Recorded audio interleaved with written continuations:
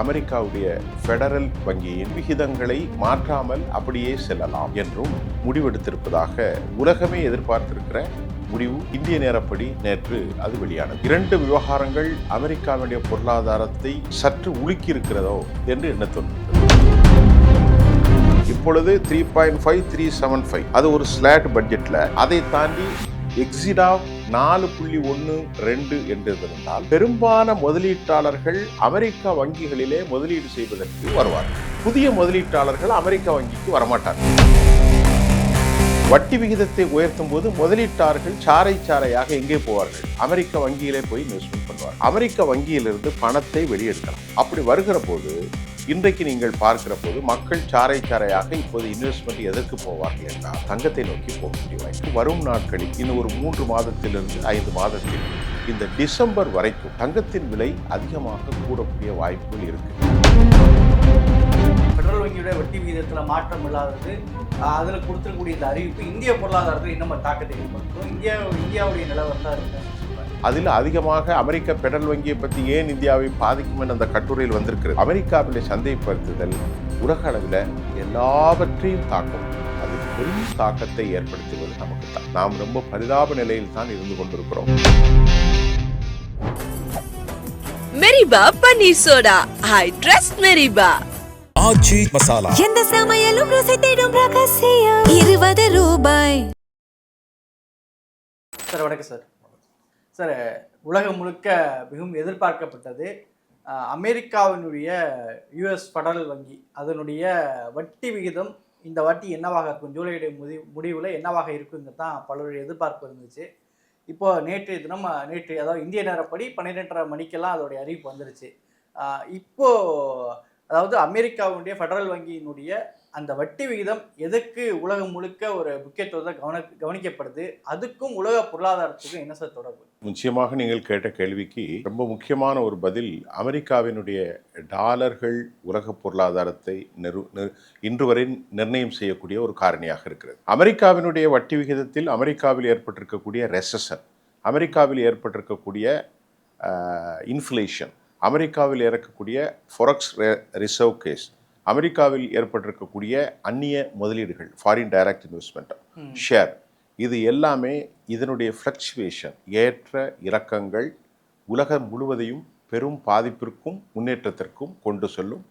குறிப்பாக நாம் வாழ்ந்திருக்கிற இந்தியா முழுமையாக அமெரிக்க பொருளாதாரத்தை அடியொட்டி அந்த ஏற்ற இறக்கங்கள் நம் நாட்டையும் பெரிய அளவில் தாக்கும் அல்லது மாற்றம் அடையும். அமெரிக்காவினுடைய இந்த சமீப காலமாக உலக ரீதியாக ஏற்பட்டிருக்கக்கூடிய அரசியல் மாற்றங்கள், 2 விவகாரங்கள் அமெரிக்காவுடைய பொருளாதாரத்தை சற்று உலுக்கி இருக்கிறதோ என்று எண்ண தோன்றுகின்றது. 4 ஆண்டுகளாக நடந்திருக்கிற போர், உக்ரைன் மற்றும் யூரோப் யூனியன் அமெரிக்காவோடு இணைந்து நடத்துகிற ரஷ்யாவோடு ஒரு மறைமுக போர். தற்போது அமெரிக்கா முடிவு பெறாத நிலையில் மத்திய கிழக்கில் ஏராளமான சிக்கல்களை தற்போது சந்தித்து கொண்டிருக்கிறது. இது அல்லாமல் உலக தொழில்நுட்பங்கள், உலகத்தில் ஏற்படுகிற விளைச்சல்கள், மாற்றங்கள், பருவமழை ஏற்பட்ட கோளாறு, இந்த மாதிரியான சூழலியல் நிலைகளாலும் அமெரிக்க பொருளாதாரம் பெரும் அளவில் சிக்கலை சந்தித்திருக்கிறது. இப்போ நீங்கள் கேட்ட கேள்வி, இதற்கு அமெரிக்காவுடைய ஃபெடரல் வங்கியின் வட்டி விகிதத்தில் ஏற்பட்ட மாற்றம் என்ன? அமெரிக்காவுடைய ஃபெடரல் வங்கியில் 4.2% இருந்த வட்டி தற்போது 3.5 மற்றும் 3.75, 3.25% என்ற தற்போதைய நிலை அப்படியே தொடர்கிறது. இப்போ அமெரிக்காவில் ஃபெடரல் வங்கியினுடைய 13 மேற்பட்ட உறுப்பினர்கள் அங்கே இருக்கிறார்கள். அவருடைய உச்சபட்ச தலைவர் கெவின் கிரீஷ் தலைமையில் நடைபெற்ற அந்த கூட்டத்தில் கெவின் எடுக்கக்கூடிய அந்த முடிவுகளில் 9 பேர், 12இல் 9 பேர் வந்து வட்டி விகிதத்தை மாற்றக்கூடாது என்றும், ஏனைய 3 பேர் வட்டி விகிதத்தில் சிறிய அளவிலோ அல்லது பெரிய அளவிலோ, இப்போது 3.75, 3.35, இதை 4.12 என்றோ, அந்த குறிப்பு நமக்கு தெரியவில்லை, சிறு மாற்றங்கள் செய்ய வேண்டும் என்றும் குறித்த ஒரு காலத்தில். ஆகவே கெவினுடைய கடைசி இறுதி முடிவு, அது இந்திய தற்போதைய சூழ்நிலையில் வட்டி விகிதங்களை மாற்றாமல் அப்படியே செல்லலாம் என்றும் முடிவெடுத்திருப்பதாக உலகமே எதிர்பார்த்திருக்கிற முடிவு இந்திய நேரப்படி நேற்று அது வெளியானது. என்னுடைய கேள்வி என்னன்னா, ஒரு ஃபெடரல் வங்கியினுடைய வட்டி விகிதம் உலகம் முழுக்க வல்லுநர்கள் ட்ரம்ப் தரப்புல வந்து வட்டி விகிதத்தை விட குறைக்கணும்னு சொல்லி அழுத்தம் கொடுத்ததாக ஒரு செய்திகள் பேசப்பட்டது. இப்போ வட்டி வீதம் வந்து மாற்றம் இல்லைன்னு வந்திருக்கு. இப்போ இந்த வட்டி வீதம் ஏறினால் என்ன விளைவு ஏற்படும், இறங்குனா என்ன விளைவு ஏற்படுத்தும் சார் உலகளாவிய? அமெரிக்காவில் இந்த கட்டுப்படுத்த முடியாத ரெசஷன், மந்த நிலை, அமெரிக்காவினுடைய ரெசஷன் என்பது அமெரிக்க பொருளாதாரம் ரொம்ப வேகமாக போகாது, ஒரு அளவுக்கு மேல் போகலை. அதே மாதிரி அமெரிக்காவினுடைய இன்ஃப்ளேஷன் என்பது பணவீக்கம், அதில் 2% கொண்டு வருவதற்கு அமெரிக்க பெடரல் வங்கி முயற்சிக்கிறார்கள். இப்பொழுது அது எக்ஸிடாக இருக்குது, அதிகபட்சமாக இருக்கிறது. இதன் மூலமாக சாமானியர்கள் அமெரிக்காவில் பயன்படுத்தக்கூடிய அந்த வாங்கக்கூடிய பொருட்கள் வாங்க முடியாமல், உதாரணத்திற்கு மத்திய கிழக்கு கிரைஸ்னால ஒரு பீப்பாய் இல்லை, ஒரு அமெரிக்காவினுடைய ஒரு $5 இருக்கக்கூடிய அமெரிக்காவினுடைய அந்த பெட்ரோல் விலை இப்பொழுது $4.5 ஆகப் போகிறது.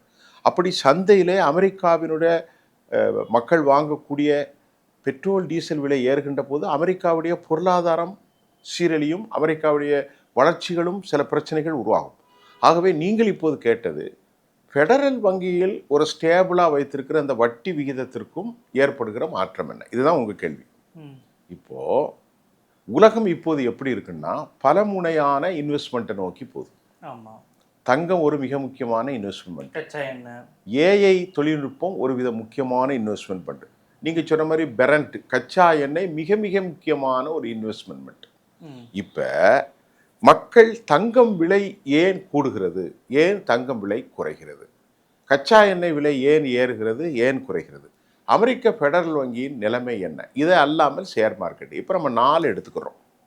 அமெரிக்காவுடைய ஷேரில் ஒரு 4.12% இருந்திருந்தால், இப்போ இந்த 3.25 விட அமெரிக்க வட்டி விகிதத்தை இன்னும் கூட்டியிருந்தால், நல்லா கவனித்துக் கொள்ளுங்கள். இப்பொழுது 3.5 3.75 அது ஒரு ஸ்லாட் பட்ஜெட்டில், அதை தாண்டி எக்ஸிடாக 4.12 என்று இருந்தால் பெரும்பாலான முதலீட்டாளர்கள் அமெரிக்கா வங்கிகளிலே முதலீடு செய்வதற்கு வருவார்கள். அதற்கு காரணம் என்ன, உங்களுக்கு வட்டி 4% மேல் கிடைக்கிறது. உங்களுக்கு புரிகிறதா?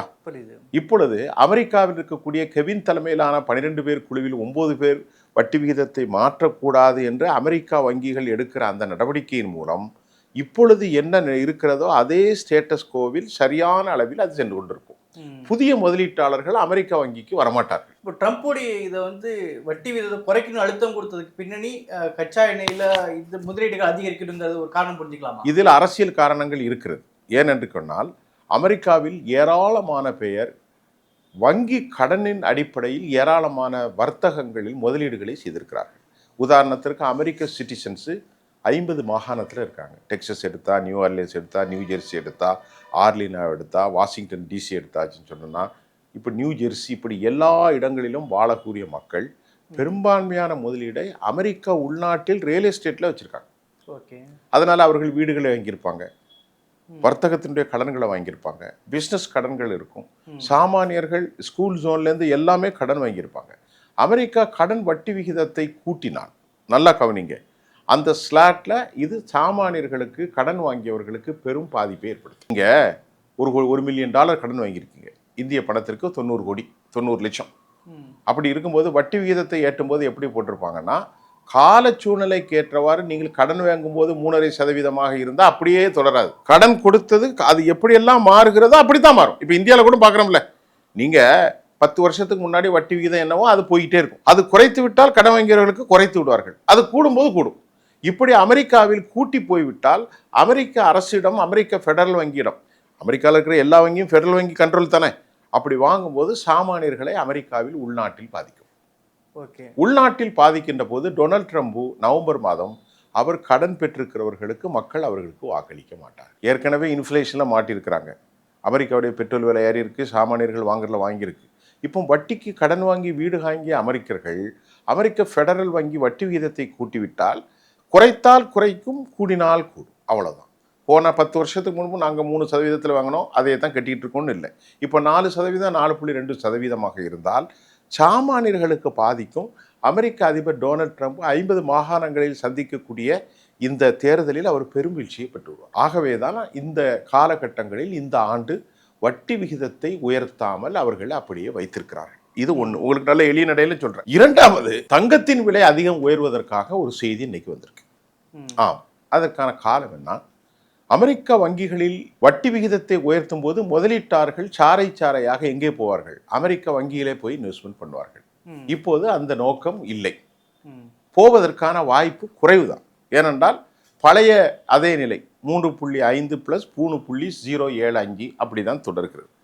அதில் சாதாரணமாக ஒரு ஸ்டேபிளாக இருக்கிறவங்க இன்வெஸ்ட்மெண்ட் பண்ணுவாங்க, பண்ணி கொண்டிருப்பார்கள், இன்னும் புதிதாக வருவார்கள். ஏனென்றால் எலெக்ஷன் கழித்து ஜனவரியில் இனி ஏறலாம், அதற்கு பிறகு 27 ஏற்றும். அது அது அது ஒரே சீராக போகும்.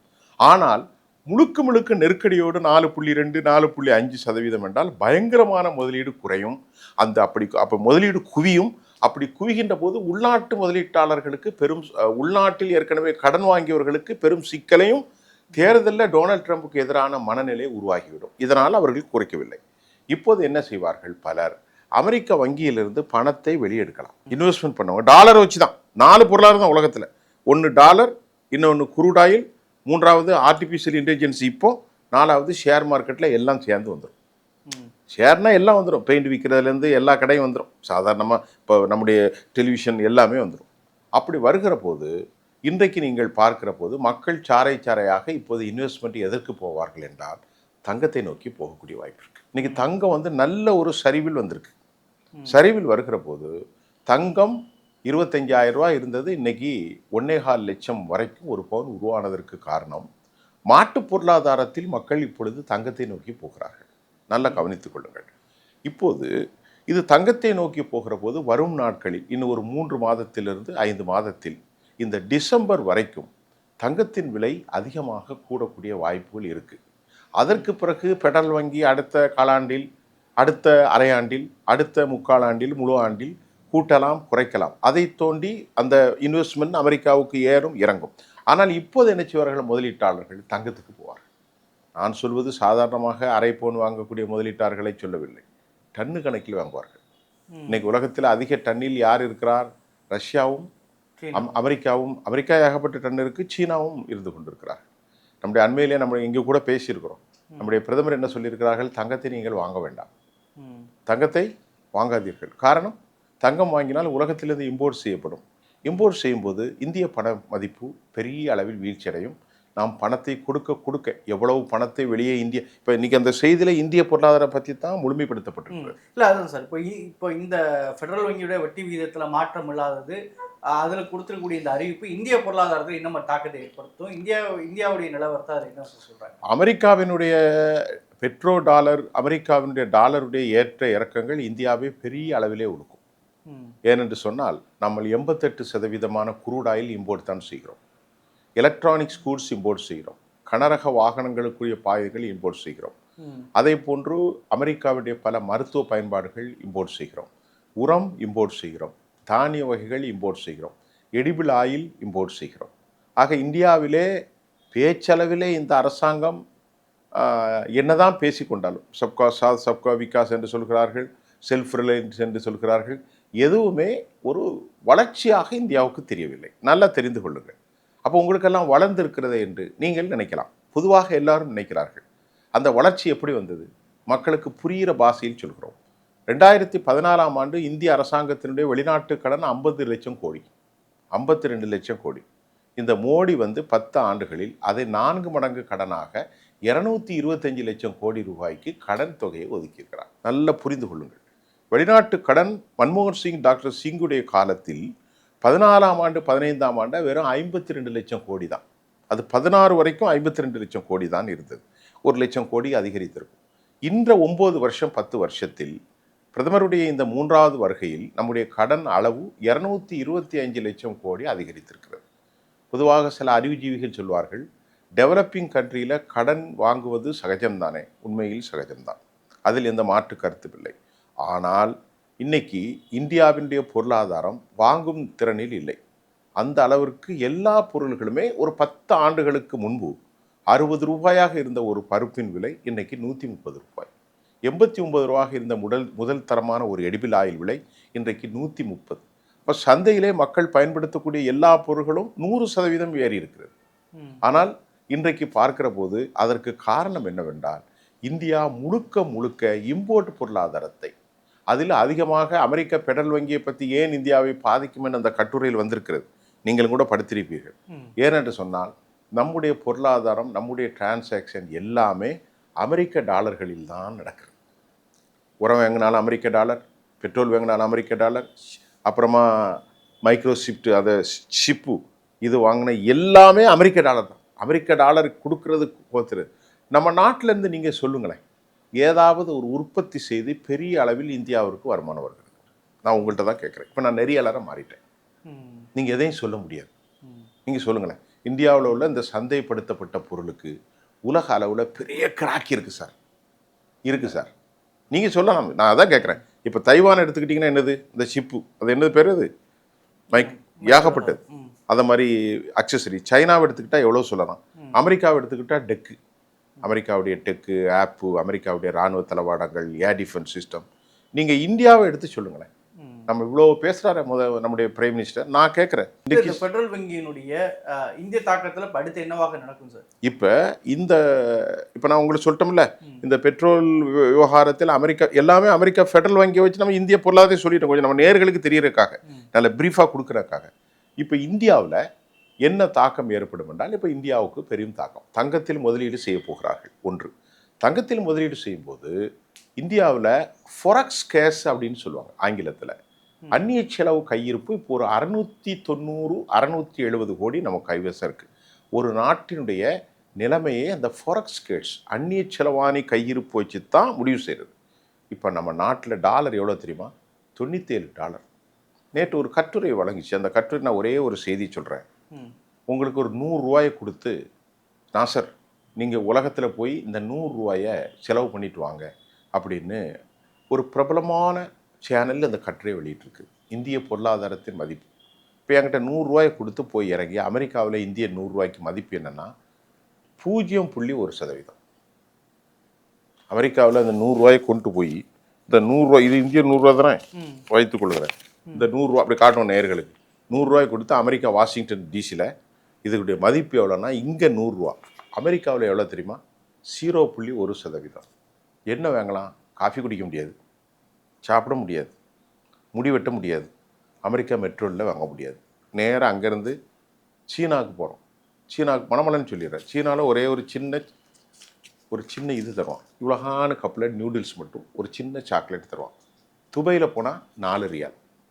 துபையில் கொஞ்சம் தொலைக்கு பயணிக்கலாம், ஒரு காஃபி குடிச்சிக்கலாம். இலங்கைக்கு போனால் 2 தண்ணீர் பாட்டில் வாங்க முடியும்.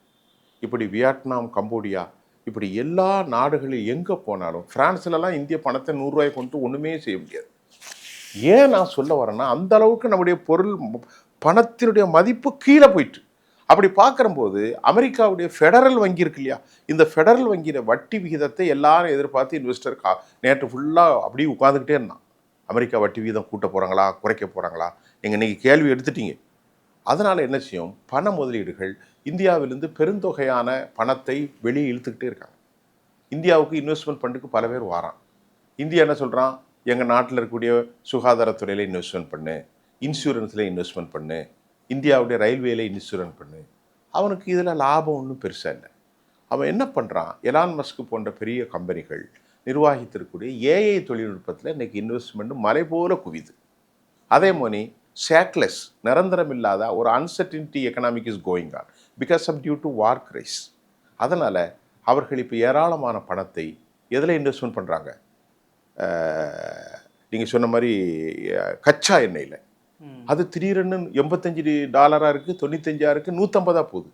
இன்றைக்கி கச்சா எண்ணெயில் இன்வெஸ்ட்மெண்ட் பயங்கரமாக போகுது. ஏன் தெரியுமா? போர் இப்போது பல பிரச்சனை உருவாகிருக்கு. போர் இப்போ நிற்கலை. போர் இன்னைக்கு வெளிப்படையாக உக்ரைன் ஈரானை தாக்குவதற்கு வந்திருக்கிறது. ஜெலன்ஸ்கியும் பெஞ்சமினும் அமெரிக்க அதிபர்களும் அங்கே போய் கூடுகிறார்கள். இங்கே ஹவுதி பிரச்சனை வந்திருக்கு. இப்போ பெட்ரோல் பெரிய பிரச்சனையில் மாட்டிக்கிட்டு இருக்கு. நாள் ஒன்றுக்கு 7.4 மில்லியன் இந்த மத்திய தரைக்கடலில் செங்கடல் வழியாக பிஸ்னஸ் பண்ணான். இன்றைக்கி சவுதி பண்ண முடியல, ஹவுதி அடிக்கிறான். அதனால் பெட்ரோல் டீசல் விலை பயங்கரமாக ஏறப்போகிறது. அப்படி ஏறுகின்ற போது பாபல் மந்தப்பு மூடப்பட்டு விட்டது, ஹெர்மூஸும் மூடப்பட்டு விட்டது. அதில் பெரிய பாதிப்பு நம்ம தானே, இந்தியா தானே பாதிக்கும், இந்தியா பாதிக்குது. அப்படி இருக்கிற போது எல்லாரும் என்ன செய்கிறார்கள், இந்திய பங்குகளில் வைத்திருக்கிற பணத்தை எடுத்து தங்கத்தை வாங்க போகிறார்கள். இந்திய சந்தைகளில் வைத்திருக்கிற பணத்தை எடுக்கிறார்கள். இந்த புல் ஃப்ரம் இந்தியன் இன்வெஸ்ட்மெண்ட் அதை வெளியே தள்ளப்பட்டு அல்லது இழுக்கப்பட்டு அந்த பணத்தை கொண்டு அமெரிக்காவுடைய உலக அளவில் கச்சா எண்ணெய் ஷேர் நிறைய இருக்கும், அதில் இன்வெஸ்ட்மெண்ட் பண்ணிடுறாங்க.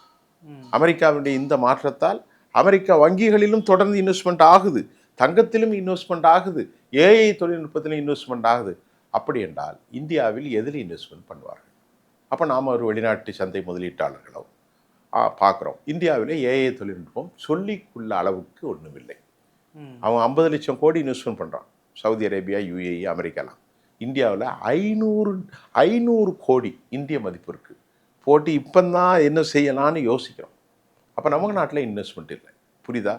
அமெரிக்காவுடைய சந்தைப்படுத்துதல் உலக அளவில் எல்லாவற்றையும் தாக்கும். அதில் பெரும் தாக்கத்தை ஏற்படுத்துவது நமக்கு தான். நாம் ரொம்ப பரிதாப நிலையில் தான் இருந்து கொண்டிருக்கிறோம். ஏன்னா நானும் இந்தியாவில் தான் வாழ்கிறேன், இந்தியாவில் சம்பாதிக்கிறேன். இந்தியாவில் என்னுடைய குடும்ப செலவுகளையோ பிள்ளைகளுடைய செலவுகளையோ நாம் இங்கே தான் பார்க்க வேண்டியிருக்கிறது. அப்படி இருக்கிற போது ஒரு சாமானிய இந்தியனாக, பத்திரிகைக்காரனாக நான் பார்ப்பது மட்டுமல்ல, ஒரு கடும் பாதிப்பை இந்தியா சந்திக்கும். அதில் எந்த தவறும் இல்லை. இந்தியாவுடைய முதலீடுகள் அதிகம் செல்ல செல்ல டாலருடைய மதிப்புக்கு எதிராக இந்திய பணம் வீழ்ச்சி அடைந்து கொண்டே இருக்கும். 97, 98, 99, 100 அப்படின்னு போகும். அப்படி போகும்போது இந்தியாவினுடைய நிறைய பணத்தை கொடுத்து வெளிநாட்டிலேருந்து சரக்கை இம்போர்ட் பண்ணணும். நல்லா புரிந்து கொள்ளுங்கள். இந்தியாவிலேருந்து நிறைய இந்திய பணத்தை கொடுத்தால் இன்றைக்கி 97 இன்னும் கொஞ்ச நாளில் 100 ரூபா வந்துடும், இன்னொரு 6 மாதத்தில் 100 ரூபா வந்துடும். அப்போ இந்திய சல்லியை அதிகமாக கொடுத்து டாலர் வாங்கவே சரி, இந்தியாவிலிருந்து இம்போர்ட் பண்ணக்கூடிய பொருளின் விலை ஏறும், அது டிரான்ஸ்போர்ட்டுடைய விலை ஏறும், பெட்ரோல் விலை ஏறும். அது கடைசியில் ₹1 வாங்கிய பொருள் 1,4 ரூபா. இன்றைக்கி நம்ம கடுகுலேருந்து, உளுந்துலேருந்து, உரத்துலேருந்து, தங்கத்திலேருந்து, பயணத்திலேருந்து, டீசல்லேருந்து, காஃபிலேருந்து, டீலேருந்து எல்லா விலைகளும் ஏறும். பெரும் தடுமாற்றத்தில் இது இந்திய சமூக சூழ்நிலையிலும் கூட பெருமாற்றத்தை உருவாக்கிவிடும். நான் சொல்வது உங்களுக்கு புரியும் என்று நினைக்கிறேன். இந்திய சமூக சூழ்நிலை கூட பெரும் மாற்றத்தை உருவாக்கிவிடும். ஒரு ஆபத்தான போக்கு. நம்முடைய தொலைக்காட்சிகளில் பேசுபவர்கள் ஒரு கட்சிக்காக பேசி கொண்டிருப்பார்கள். 4 ட்ரில்லியன் பொருளாதாரம் என்று பொய்யைத்தான் சொல்லி கொண்டிருக்கிறார்கள். 4 ட்ரில்லியன் என்றால் என்ன? இந்திய பணம் டாலருக்கு எதிராக அதிகரிக்கின்ற போது ட்ரில்லியனும் அதிகரித்து விடும், அவ்வளவுதான். அமெரிக்காவுடைய டாலருக்கு எதிராக ஒவ்வொரு பிரான்ஸுடைய மதிப்பு, ஜப்பானுடைய மதிப்பு போல் நம்முடைய பணம் அமெரிக்க டாலருக்கு எதிராக அதிகரிக்கும். அதிகரிக்கின்ற போது நம்முடைய 4 ட்ரில்லியன் என்று சொல்லி கொண்டிருக்கிறேமே தவிர அதை வைத்து அல்ல.